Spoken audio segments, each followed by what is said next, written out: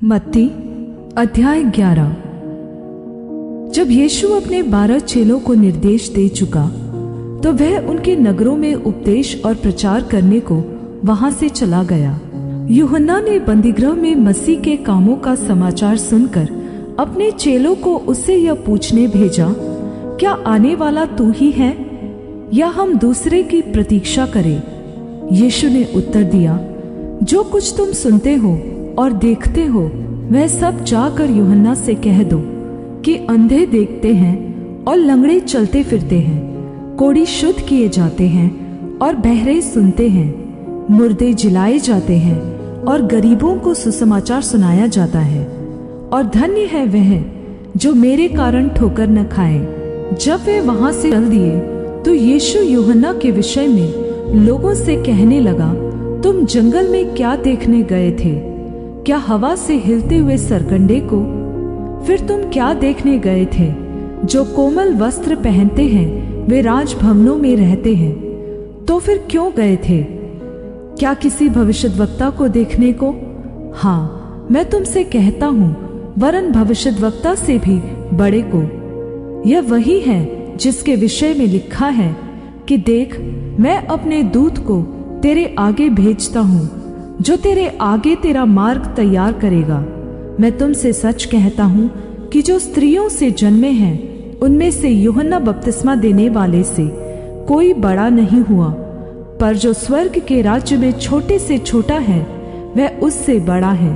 यूहन्ना बपतिस्मा देने वाले के दिनों से अब तक स्वर्ग के राज्य में बलपूर्वक प्रवेश होता रहा है और बलवान उसे छीन लेते हैं। यूहन्ना तक सारे भविष्यद्वक्ता और व्यवस्था भविष्यवाणी करते रहे, और चाहो तो मानो एलिया जो आने वाला था वह यही है। जिसके सुनने के कान हो वह सुन ले। मैं इस समय के लोगों की उपमा किससे दूं?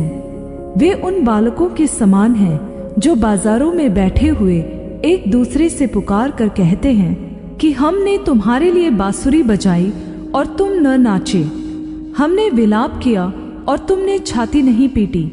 क्योंकि यूहन्ना न खाता आया और न ही पीता, और वे कहते हैं कि उसमें दुष्टात्मा है।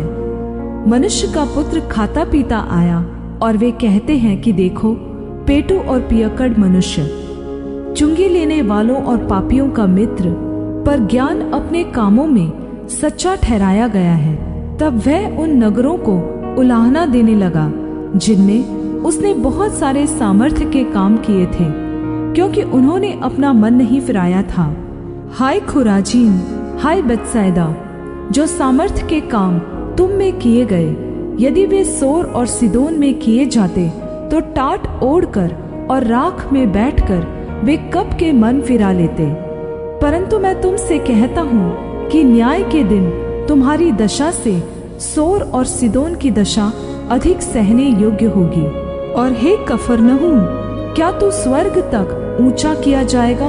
तू तो अधोलोक तक नीचे जाएगा। जो सामर्थ्य के काम तुझ में किए गए हैं यदि सदोम में किए जाते तो वह आज तक बना रहता। पर मैं तुमसे कहता हूँ कि न्याय के दिन तेरी दशा से सदोम के नगर की दशा अधिक सहने योग्य होगी। उसी समय यीशु ने कहा, हे पिता, स्वर्ग और पृथ्वी के प्रभु, मैं तेरा धन्यवाद करता हूँ कि तूने इन बातों को ज्ञानियों और समझदारों से छिपा रखा और बालकों पर प्रकट किया है। हाँ हे पिता, क्योंकि तुझे यही अच्छा लगा।